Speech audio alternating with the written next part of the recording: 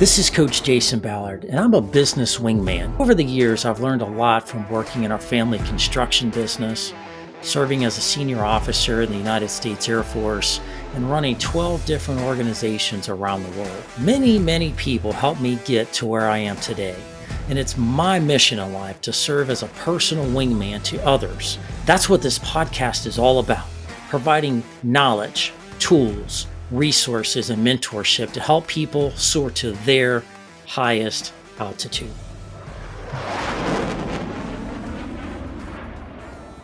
Welcome back to the Soar Higher podcast. Great to be with you today. This is your host, Coach Jason Ballard. Today, we've got a really wonderful topic teed up for you today. A little bit different than the norm, kind of an interesting topic that a lot of people are talking about but haven't traditionally talked about, and that is faith, spirituality in the workforce, and how it can make a real difference in today's world that we live in today. This complex world where folks are challenged in so many different ways, coming out of COVID, dealing with labor shortages and unemployment and all kinds of issues that everybody's facing. It's interesting enough how faith and being connected to faith in the workforce is making a real positive change. So we've got two experts in this space that have worked faith into their own businesses, but also work with other companies and other organizations to help them make their organizations more productive, more healthy, better morale, the whole nine yards with faith-based frameworks and mindsets that wrap around their core mission. So today we have two awesome guests. Let me introduce the first one. The first guest we have today is Alex Sezer. Alex has been on the show before. Alex is the CEO of Alex Sezer Ventures, which is a consulting company that he works with people all around the United States to help their organizations grow and be more productive and positive in so many different ways. Alex is also a former college football player from the Texas A&M. Last time we talked about Johnny Manziel. I want to get into this a little bit with you, Alex, because Johnny Manziel just released a new, I guess, documentary or autobiography. So great to have you on today, Alex. Thanks for being here. Absolutely. Thank you so much, Jason. I actually made a small appearance in that documentary, so happy to be here. Well, we'll talk about that here in a second. Also on the show today is no stranger to the Soar Higher podcast. We have the great, the one, the only Marcy Young. Marcy owns a company called HR Alliances. They're based out of Louisville, Kentucky. It's an HR outsourcing firm that does consulting and all things HR to help organizations out there get the best out of their people. So Marcy, welcome to the show. Thanks, Jason. And I did not play football, but hey, I appreciate the invitation. So great to be among both of you. In business, we all do the blocking and tackling. So we all play football to some extent in day-to-day business. So happy you guys were able to be here and together. You individually have been on the show before, and we had some great conversations and great podcasts that was very well received. But there's two things that really connect you together. One, you're just wonderful people. Both of you individually are just really wonderful, loving, caring people that are doing great things out there in the world to help people, which, we need a lot more of that for sure out in the world. And second, you both are faith-based. Both good Christians doing things in a very principled manner. And I think that's important in today's world as well. So I want to dig into some things here and it kind of uncover, faith in the workforce. In the old days, when I say in the old days, I'm talking like, probably prior to COVID, and leading up to that, it seems like everybody was hypersensitive. Everybody, there's a couple things you don't do at work. You don't bring personal problems to work. You don't talk about faith and religion and politics and some of those sensitive taboo topics at work. And all of that stuff is separate. You come to work and you're like this neutral robot that's supposed to do what the boss wants you to do. And then you go home and all that other stuff is stuff you do away from work. Don't mix it up because you're going to cause problems and you're going to offend somebody and you're going to, you know, create all these sensitivities. And so everybody's like hypersensitive to that. But here in the past few years, I've certainly seen a big change where people are a lot more open minded to a lot of different things. And the work in the home aspects of our lives have started to come together and interconnect. Alex, go to you first, buddy. Yeah. Are you seeing similar things? What are some of the trends that you're experiencing? Yeah, I definitely agree with that statement. And here's part of the reason I think it might have happened is because we were all working from home. So it's very hard to leave all of those things at home when that's now the place in which you work from. So I think that's when you saw kind of this melting, mixing pot of ideas and bringing the whole person to work because it's like, hey, I'm always at my house. We all get locked down for almost a year. It's very hard to separate the two. And I believe that hardships and things like, what we experience with COVID kind of brings people together. And it also starts to kind of mend some of those things. And you see the bridge between work and home happen because it's like, hey, we're all in this together. We just need to get out of this. We just need to get to the other side. So I think you saw a lot of policies and some other things start to relax. The other thing I would mention is that people now want to work for a reason. And what better reason to work for a believer than to bring glory to the kingdom of God? So those are just two things I've noticed that feed into some of the things that you have taken note of. So Yeah. How about you, Marcy? What are you seeing? Anything different? Anything from your perspective? And I would 100% agree with Alex. I'm seeing the same things. I think it's also with the pandemic where we saw lots of loneliness, a lot of depression, a lot of anxiety, a lot of those types of things. And when we saw those things switch over, people were clinging to faith. I mean, we are created in that way, right? To have that part of our makeup and our DNA to really seek after God and have a faith perspective. And when that happens, as Alex was mentioning, when we go through a pandemic situation, I think perspective, people have, desperate measures call for desperate times, call for desperate measures. And I think people are really seeking their faith more. And employers were seeing that too. We've seen employers become more compassionate and more focused on their culture and morale than ever before. That is my experience anyway, which has been so exciting for me because that's how I've always led. So through this pandemic, it's like, oh my gosh, this is a really good opportunity to just, I guess, just spread the word, infiltrate that, and allow that to come through that process. So I would say just that isolation component and being pulled away from everything, really seeking to have a higher purpose and a higher power. I've seen people who are non-believers come to their faith, and people who weren't really strong become stronger. And the employers really embracing that they need to do something, right, from a cultural component and perspective of bringing that together. And we'd mentioned last time I was on the show, we talked about employers really, those who knew who they were and their core values were able to withstand and were able to really kind of pull those things together. They could make decisions. They were very nimble. They knew which direction to go in when it came to the pandemic. And those who didn't fell apart and they didn't know really how to leverage some of that stuff. So I really feel like the pandemic had a huge part and component. I saw it heading there before the pandemic, but it blew up. I mean, it really has blown up. And, my prayer is that it's not trendy, right? Like it is really, truly. It's not a fad. Yeah.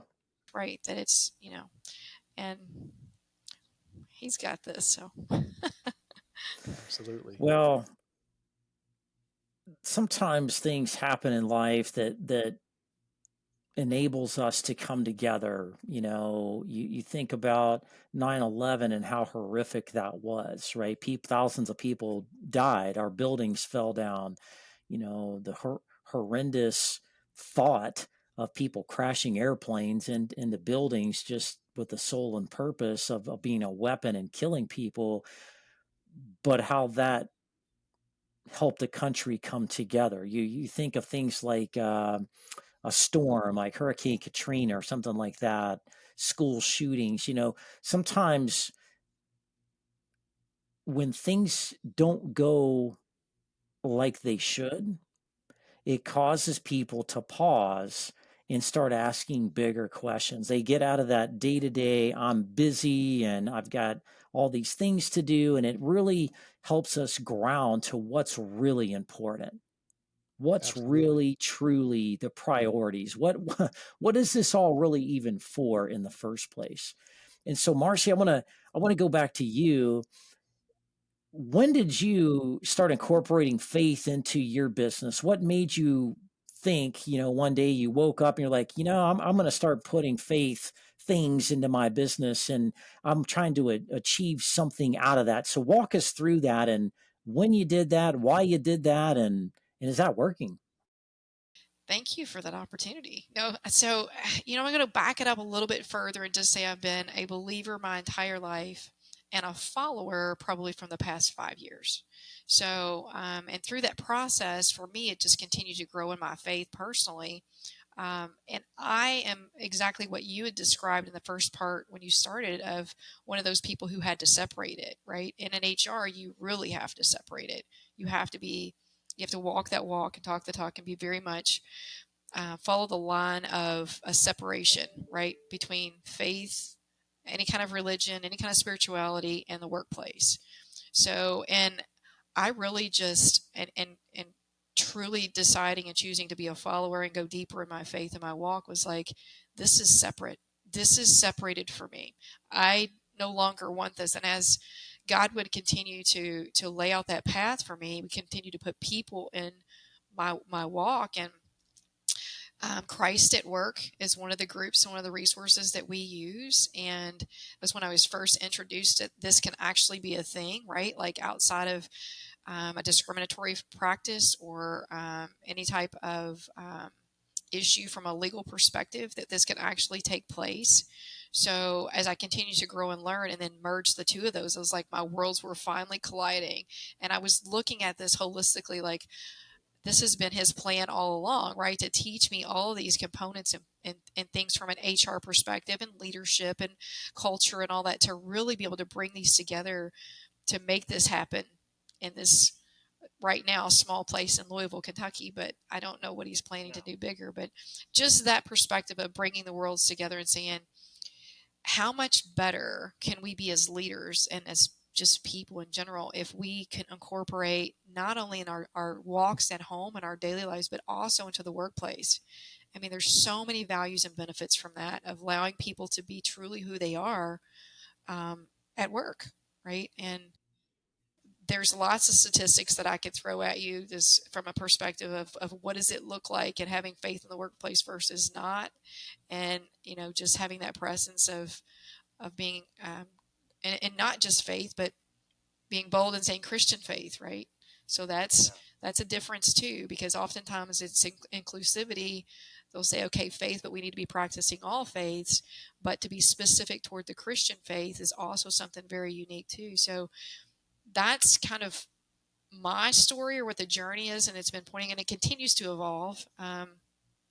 And I know we're going to probably dive into a little bit later, but talking about, what does it look like to incorporate that into a business and how do you do those types of things? But that's really my story as far as a journey and making those things happen, pulling them together and saying, okay, what does this look like? And then from there, I really said, and it took a lot of prayer too, because I was always the believer and then follower, but I was a follower from a standpoint of only if somebody wanted to know, right? I never was bold in my faith and said, no, this is actually who I am. And it doesn't mean that this is who you have to be, right? Because I would say a third of our clients are believers and the rest are not, or at least, Christian faith-based organizations, and the rest are not.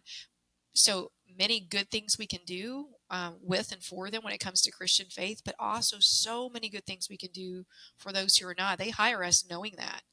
And it allows us to really show up differently, how we treat people, how they expect us to treat, from the moral compass that we come from and the values that we instill and believe from, even writing policies and how we discipline employees, or what I like to say, coach, right? It's really, I don't like the term discipline too much, but it's part of it. But, just coaching people and loving on them and meeting them where they're at, right? Yep. And just finding those solutions for them versus, what I would say, when you said the olden days, back in the olden days when we had that, where it was pretty harsh, right? It's just like, this is the way it is and you're out, right? So now we're just walking alongside, finding out where's the real reasons why someone's not productive, or, maybe there's things going on at home. How can we, walk alongside them through that, getting them through those processes. So, and when you do that, I mean, like I said, I could go on and I could just quote all kinds of stuff, but there's a lot of benefits and values for having faith and treating people from that perspective and that angle. So, follow up with another question to you, Marcy. When you implemented that in your own personal company, did you meet any resistance? Any of your employees say, hey, this faith stuff, good for you, not for me. I'm just showing up to do my job and I'm going to go home. Like, how did that meld into the company pretty well? People accept that? I mean, how did that go? Well, it started with me first, right? Like, I had to be comfortable with it too, because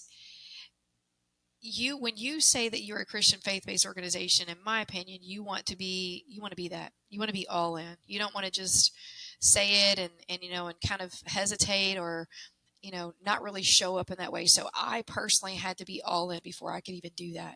And then I had to think about, okay, what does that mean? When I say I'm a Christian faith-based organization, what does that actually mean? So establishing core values, looking at those things. And at the time, I had only other one employee who was working with me.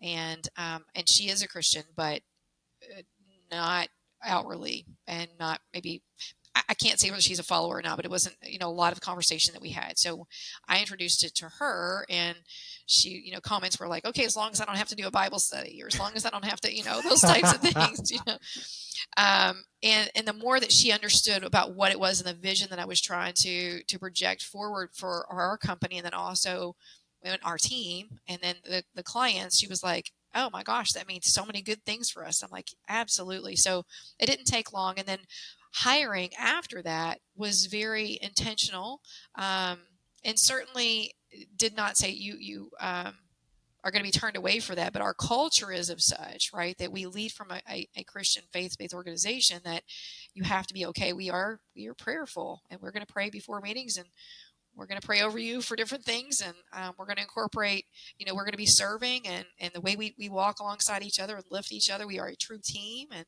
I mean, just all those components of bringing it together. And honestly, being a small business and not having the leverage to attract and retain top talent like, normal competitors, I think that has been very good for the business, because I've got a great team and they are talented folks. And I think because of the culture, because of what we're doing, is really the only way I've been able to attract them. They don't want to be in that corporate environment without that. They want a purpose. People want a purpose, and to live life on purpose. And even if they're not strong in their faith, I think you show up and you let God do what he does. And the Holy Spirit is so powerful. And we're still a work in progress. We will be forever. But I mean, I'm just watching things happen, and we've incorporated a Bible study in our group. She still is not participating, and that's quite all right. But it's part of what we do.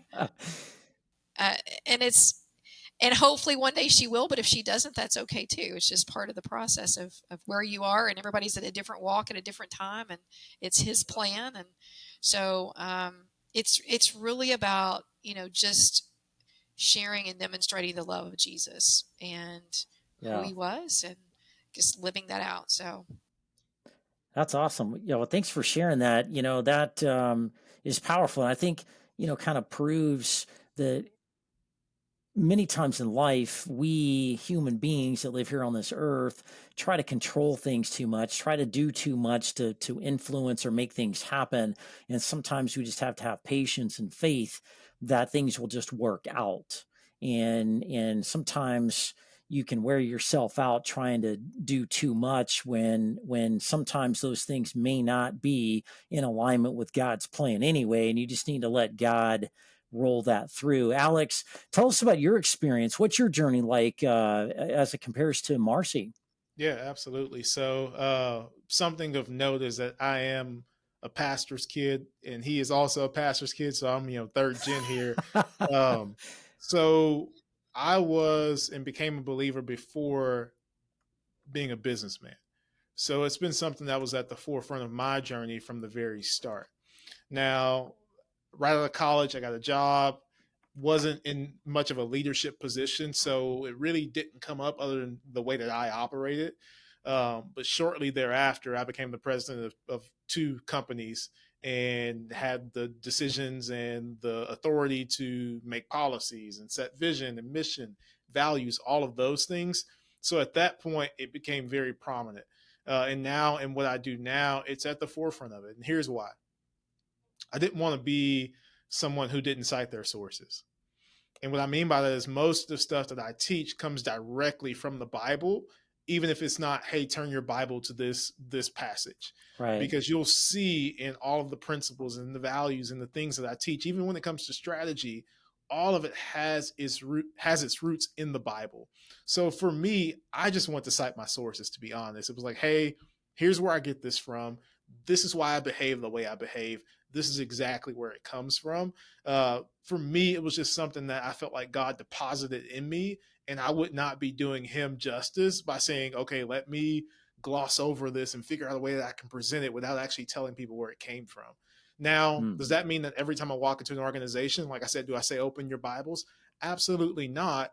But when people ask me, hey, where'd you get that, the 3 C's of hiring or the 5 P's of vision? Like, where'd that come from? I will tell you. Just because I feel like God's been too good for me to say and try to hide who I am and where I come from.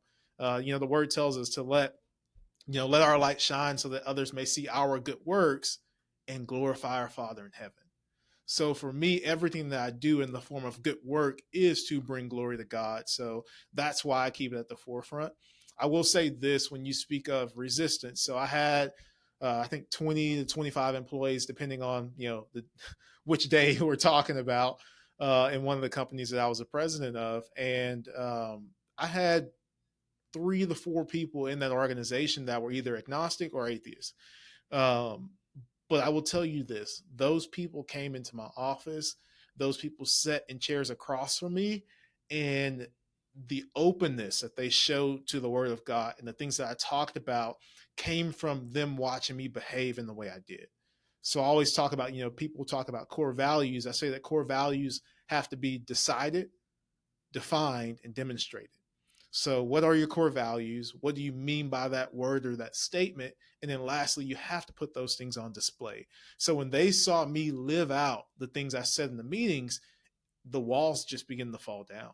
And I Yeah. had people that were non believers like, hey, tell me more about that. Let's talk. Like, they brought it up. So, I just Mm. believe that when you lead with love and you do what you say and you are who you say you are, those walls will begin to fall down. And people will want to know, like, hey, tell me.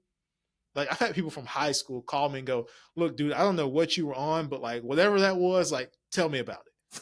And they don't have words for it. They don't have really a context for it. They just know, I want to behave like you behaved. I want to have joy like you have joy. I want to operate the way in which you operate. I want to live a life with of excellence. And then I just go, okay, here's where it comes from. So for me, Yeah. that's why I led with faith. It's just because that's where this guy came from. So I think it would be not right if I took all of the credit for the success and everything else that God has just gifted me with, to be honest. So, Yeah. Well, I think that's super important. You everybody wants to be around successful people. Like nobody wakes up and they're like, "Oh boy, what a great day. Oh boy, I think I'm going to go I'm going to go on Google and I'm going to search for the top 5 losers in my city. I'm going to go find them and hang out with them today. Like nobody wakes up and says, oh, I want to go find the most negative people that are the biggest jerks. I want to go hang out and drink coffee with them today. Like nobody gets up and says that, right? Everybody wants to hang out with people that are positive, people that have confidence, people that are successful, people that are doing positive things in the world. And something that I've noticed with folks that are more faith-based oriented is that they just beam a little brighter than some other folks in society because they are connected to a higher purpose, a higher calling. Things don't bother them as much. They overlook things that are trivial or just noise that's stirring up in the politics or the media. And they just operate, think, and carry themselves differently. And people notice that. They notice that and they're like, man, I want to, I don't know if I believe in God or Christianity, but I sure like Alex and Marcy because they're very positive people. They're smiling. They ask questions and they care. And I think in a world, I think Marcy was alluding to a little earlier, in the world that we live in today, where it's so congested, so noisy, so kind of busy and crazy and just hard to keep up with everything. People want basic things in life. They want a simpler life. When you think of like Maslow's hierarchy of needs of safety and security and love and affection and security and all those kind, like people just want basic things. And that most people just want to feel heard. They want to feel felt. And they want to feel understood. Like somebody cares about me. And there's a lot of dimensions in life, right? There's the physical dimensions of your health and your physical abilities and strength and endurance. And then there's the mental, how you think, your ability to manage stress.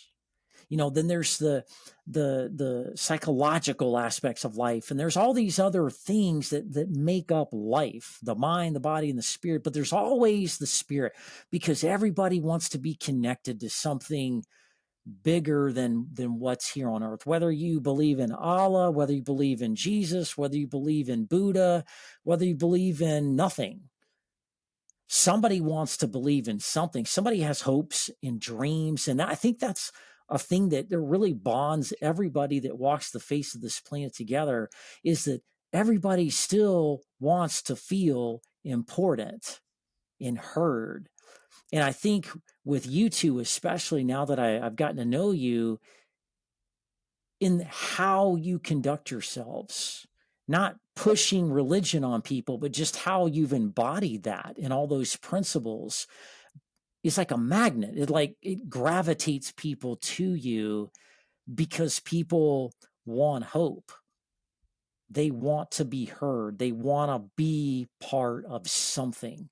That's why we have in the NFL. That's why you have sports. People all gather in a big, huge stadium because they're supporting one team or another, right? They go to church to be part of that community and what that church stands for, right? People need a place to belong. So thank you for, giving people love and those opportunities. So Alex, as you go out into the world and you work with different companies in the different ways that you do, what are some of the things you're seeing out there in other folks? Are people more open to this? Are the conversations getting easier? Are they embracing this? Like how is this going for you and how you're working with your folks? Yeah, absolutely. Honestly, I think it's all in the approach. So I'll just give you a brief example. So I work with private companies as well as like government, public institutions. So I'm in school districts a lot. So I just finished up doing like convocations for school districts as a speaker. And it's always interesting to me because I play by the rules when I'm in a public school. Like I'm not going to say, Jesus on the stage or anything like that. But it was the first thing that was really just kind of heartwarming to me is they had the one of their board members come up and do an invocation. I won't say which school. I'm not getting anybody in trouble, but like the board member prayed and he said the name of Jesus. And I was just like, yes, I love it.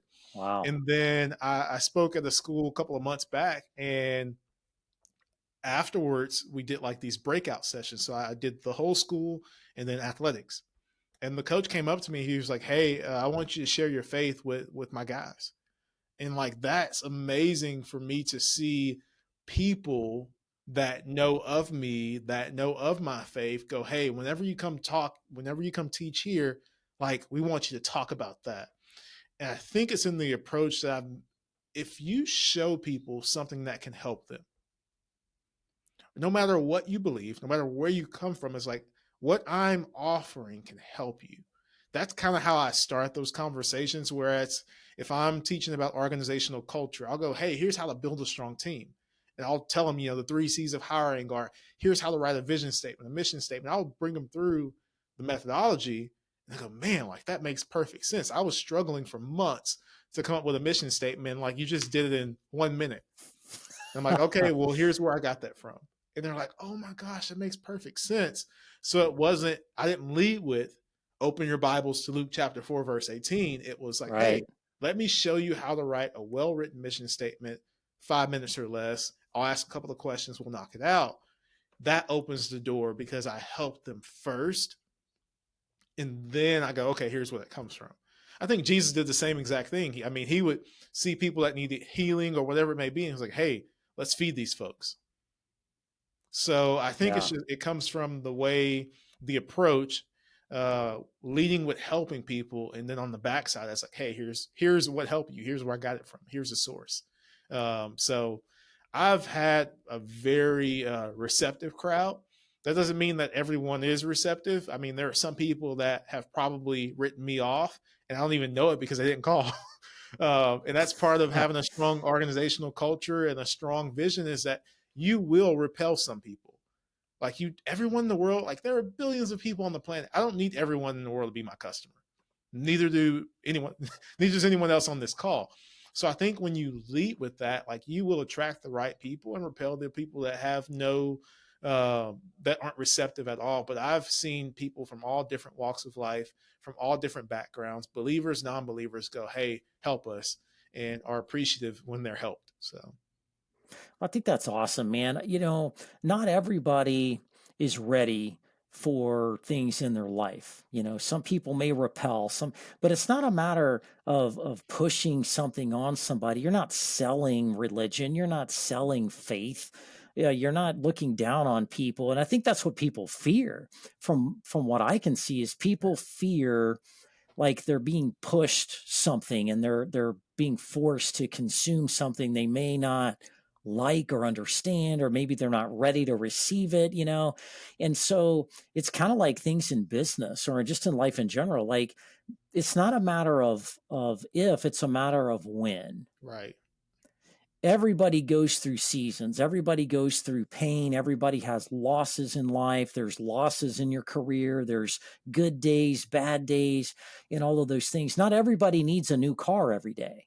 Not everybody needs a new TV every day. Not everybody needs, a new shirt every day, right? Everybody has needs at different times.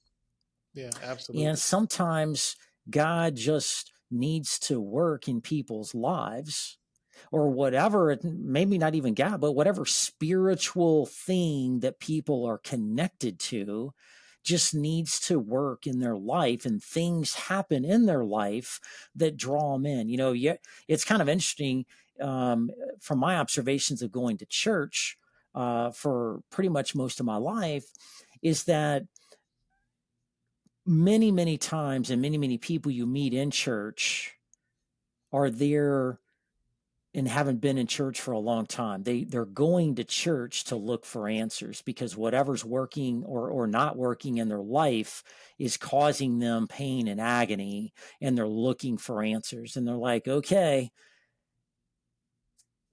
I'm going to go to church. I'm going to connect to something different and try something different because everything else isn't working.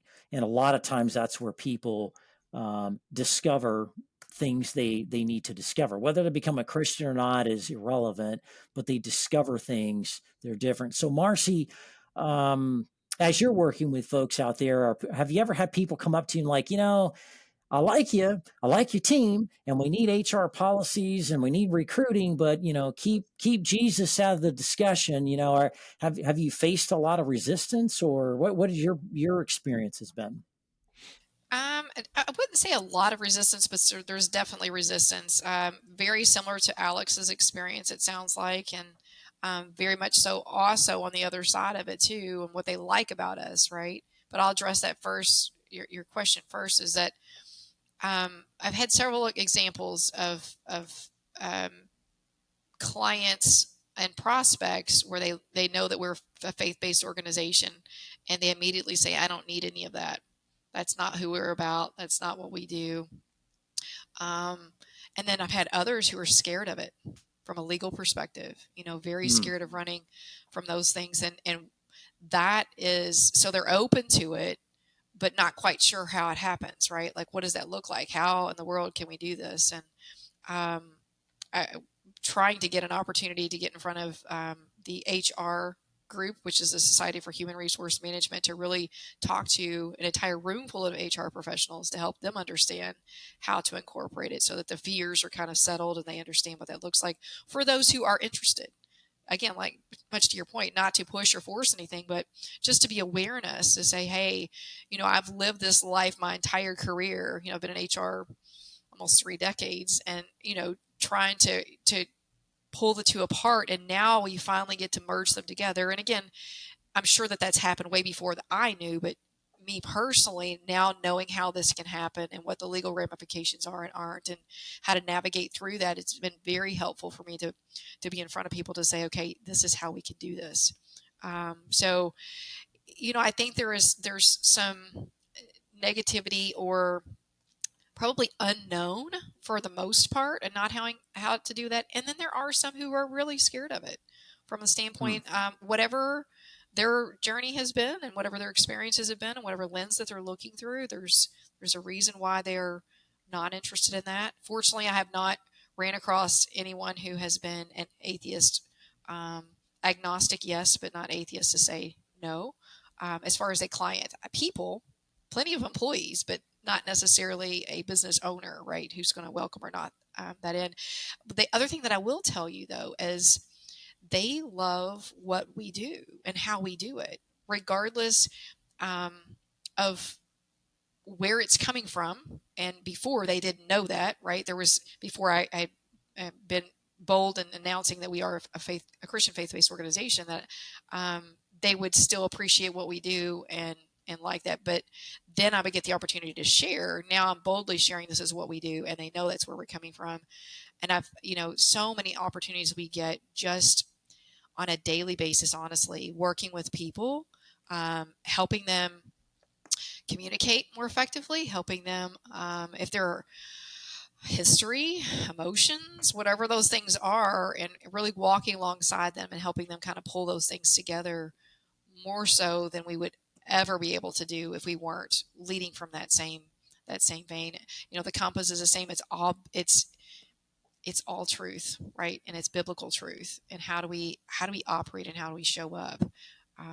And our clients love that about us. We solve a whole lot of problems through that perspective, and that's because we lead with the Holy Spirit. And it's not us; it is truly Him. So we always got to, point that in the right direction, making sure that we give that glory where it should go. Well, I think it's interesting. Some of these observations you're pointing out, I think it is a lot of unknowns, some fears, some worries, some anxieties. Everybody's politically sensitive, and what if we do it for them and not them, and then that can cause a problem. And then all we're doing is, putting out faith-based fires that weren't there to begin with. And if everybody just puts on their armor and goes to work and doesn't bother anybody and does their job, then everything will be great, right? And that's not exactly true, because everybody loves the YMCA. They got youth programs for kids. They've got yoga for the adults. They've got basketball, football, weightlifting, swimming pools, swimming lessons. Like everybody loves the YMCA, but read what's on the board. They're a Christian, faith based organization, but everybody loves them. It's also interesting that everybody loves Chick-fil-A. Chick-fil-A is a Christian, faith based organization, and they're closed on Sundays. Will not change ever. But everybody likes Chick-fil-A. In fact, they're one of the most popular fast food groups out there. I find that ironic sometimes how people aren't open to, faith-based conversations in one vein, but yet they'll gravitate to it in other ways, right? I think it's also kind of interesting if you, get on social media from time to time, somebody will put out there in their group, hey, pray for me, or hey, I'm going through a tough time, just had a death in the family, and everybody gets in there and it's got the little hands praying, oh, thoughts and prayers, our condolences, so everybody's praying and thinking about them and coming together spiritually to comfort that person that's going through a tough challenge, a cancer diagnosis or a death or somebody lost their job or something, like, so everybody in the group can come together in some ways. But so I think it's just like an educational thing and making people feel welcomed and connected holistically, regardless of whether you want to believe in one thing or another thing or no thing. Like being connected spiritually on a higher level, regardless of what faith group that may be based off of, I think is really an important takeaway. Because if you're not connected to something bigger than you and things happen to you in your life, then the only thing you've got going for you is your family and your work. That's not going to be enough. That's still going to create issues and challenges. And so, Marcy, I want to go back to you. If you are interested in this topic, if you're interested in some level of spirituality, faith-based something as a potential way to bring people together, get teams going, improve the culture, get to know people better, support people better, how do you get started? How do you introduce that? How do you roll that out? How do you implement that? What are your success stories there? How do you do that? It's a broad question. It's a really good question. I've been thinking about it for 24 hours. Yes. So I would say, like everything else, you have to meet the company where they're at too, understanding the owner and what are you really trying to accomplish and what is the goal and what does it look like? Are you really all in? Are you kind of tipping your toe in the water? Or you want to, what does it look like? And then helping them engage from that perspective. I mean, obviously, you know, Alex and I are believers. We would just go all in with all of it because that's just but, it's important for us to understand history and what does it look like for culture and how is it going to be best received and still being very bold about it. But, what does it look like for you? And if it doesn't start with the leadership, then it changes things and how we would implement, right? So we would still have an opportunity if leadership's, I've seen it too, where leadership's really not believers, but they see the value in having some of those, what they would call services, right? Available to their employees, whether it's a Bible study or chaplain, or, doing some committees together or whatever it is, right? Just pulling those things together that they'll allow those things to happen, but they're not going to spearhead that, right? They're not going to champion those pieces of it. So I still say definitely do it. But if it's really from the top down, then it looks different. So for example, I had a client who, they are a Christian faith-based organization and they hired me to help with some leadership training for their leadership team that they've kind of pulled two companies together. And without knowing too much of them, I just said, how committed are you? Like, what do you, are you really wanting this to be just leadership training? Are you truly, believe in what your core values say? Are we going to do biblical based leadership training? So what does it look like? And they said, yeah, let's do it. And it was really the first time that they'd ever had anything like that through their core team and through their leadership. And again, very much a gift to me. I'll just be honest. It was very much a gift to be able to develop that leadership, biblical based leadership training for them to roll it out. But, they meant it. I mean, I guess it's back to my point of saying like that they really had those core values of we are going to lead from, biblical based principles. And this is how we can incorporate this. Back to the other example of the company who was just like, well, we really don't buy into this, but we like what our employees do, and we like the morale as a result of it, and we like um, the attendance is increased, and the tardiness is lessened, and productivity's up, and morale is better. All the things that come as a result of these things, they like that, but they weren't buying into it. So I really think that to really incorporate, it takes an understanding of what they're trying to accomplish and what the mission is. And again, I will just continue to say, truly believe we just show up as vessels and let God do what he does and then get out of the way, because I've seen it. He just works miracles oftentimes and things where you think that, oh my gosh, how is this going to happen? And he just is amazing and totally takes control of it. And I just love watching him work. I mean, oftentimes I'm just like, God, you just do what you do and put me in the right places, and I'll just, I just love on people. So. Yeah, that's really awesome. Alex, what are some of the benefits? Like, if I'm a business owner and I'm kind of a grumpy old guy and I'm a little resistant to change, but I know some things there's some dynamics in play, and this is something we could incorporate that can help bring some things together maybe, or make some improvements. Like, what are the benefits? What are the kind of the things that you're seeing that people incorporated these things and it's baked into the organization? Like, what are the outcomes and the benefits and the things that actually happened as a result of it that would make it enticing for people to maybe consider it? Yeah, absolutely. Outside of the things that Marcy mentioned, like employee morale, people showing up on time, things like that, I mentioned a greater sense of purpose. Often we'll see in our job descriptions and the job postings, no one misses out on what they do. We all know what our responsibilities are. The good ones know how, but I think great organizations understand why they do what they do. And whenever we as believers come together and understand that our work has a greater purpose, you'll see increased engagement, increased morale, people that just have an overall sense of oneness and joy to actually be at work and in the organization. I think it was a study by Josh Burson, and I may mess up this stat. It was either 4 times more or 5 times higher.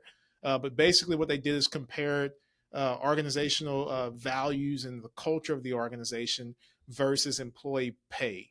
And what they found was that having a strong sense of core values and culture, I think it was like maybe 4.5 times more predictive of a recommendation, which means that people are way more likely to recommend their company to someone else. Hey, come work here, based on the values and the culture of the organization than the actual money that they make, which is just kind of mind blowing, because we think when we look at the stats, okay, we need to pay people more, we need to do this, get the sleeping pod. And when it's just, hey, people just want to be a part of a team that has a strong culture, that cares about them, that hears them, that listens to them. So just a small example of the many benefits of having faith in the workplace. Yeah, it's just been an amazing thing for me, an amazing thing for companies I've worked with, companies I've run. So just one small example. Yeah, it kind of goes back to a basic thing that I'm going to quote John Maxwell here in one of his famous quotes. People don't care about the company. They don't care about who the leaders are in the company and their credentials and their background and all this awesome stuff about the company. They don't care how much money they make. Nobody cares. Nobody's going to work late. Nobody's going to go the extra mile. Nobody's going to give of themselves holistically until one thing happens, and that's they fully understand how much people care about them, starting at the top down. And one thing that I'm hearing from you two, and things that I'm kind of seeing myself as a business coach myself, is that you're right, Alex. People want to connect to something bigger than themselves. They want to make an impact in the world. They want to be a part of a good news story. They want to go to bed at night feeling like they did something important. Yep. I was of value. I did something positive, and the world is better from one extent or the other. It could have been moving the needle 1 inch or moving it 1 mile. They want to feel they did something important, and they're not just a number in an organization. And I think just adding the faith-based components, and whatever that may be, it can be a few things you may do, it could be a lot of things you do. It just depends on what the employees want to do. This is not a top-down mandatory thing. This is, hey, we understand there are different aspects of life, and the spiritual components of that are really important to everybody's balance and happiness in life, and achieving the holistic things we want to achieve, not just coming to work, being a number, punching your ticket, and putting in your 9 to 5 work. And so thank you all for both of you for being here and talking courageously about this. This is a sensitive topic. It's sometimes difficult conversations to have, and I appreciate you kind of opening up that can of whip ass, or whatever you want to call it, and opening up this dialogue, because it's not hard. It's not complicated. It's not something you need to be afraid of. And so thank you for being on the show today. Alex, I'm going to start with you. You're doing some amazing work out there. How do people learn more about what you do in your consulting business, working with teams and sports organizations and the things that you do? How do they connect with you? Yeah, alexsezer.com, and that's AlexSezer. On there, today is actually release day, so you'll find this. Oh boy, this book. So as well as all of my different programs, how to contact me, how to have me come to your organization. So alexsezer.com. Awesome. Congratulations on the new book. What is the name of the book? It is Leader, a 30-day devotional on biblical principles for modern leadership challenges. So, oh my gosh, you can see it. So awesome. If you're an owner or leader out there, you can actually go and potentially get his book and kind of get a full breakdown of this whole conversation, it sounds like, in his book. So thank you for sharing that. Marcy, how do people contact you, learn more, and connect with you and the things that you're doing to maybe potentially help them? Yeah, well, first, I just want to say I'm excited to get a copy of that book, Alex. So I look forward to reading Absolutely. that. It's next on my read list too. Yeah, definitely at the top. So my website is www, and I know it's old school now, right? Like yourhralliance.com. And my personal email is Marcy, MARCY, at yourhralliance.com. So awesome. Well, thank you both for sharing that. We're going to take all that information and we're going to put it in the show notes so people have an area where they can go into the notes and download and connect and hopefully, maybe continue some of these conversations. I feel like we just kind of, if time flies, it just really flies. And it seems like we just started really digging in and we're having to end. So maybe we'll have a part 2 to this conversation and really dig in and talk about some things that went well, some things that didn't go so well, and how it's made a difference on people's lives as a company, a team, and maybe individually. So I'd like to reserve the right for you to say yes or no to a follow-on to this conversation. Folks, that's it for today. Thank you for being here. And you certainly don't want to miss next week's conversation. Next week, we're going to be talking about how to successfully start a business and not feel like 70% of most people do out there. It's going to be a great show. Look forward to seeing you. Hope you all have a great week.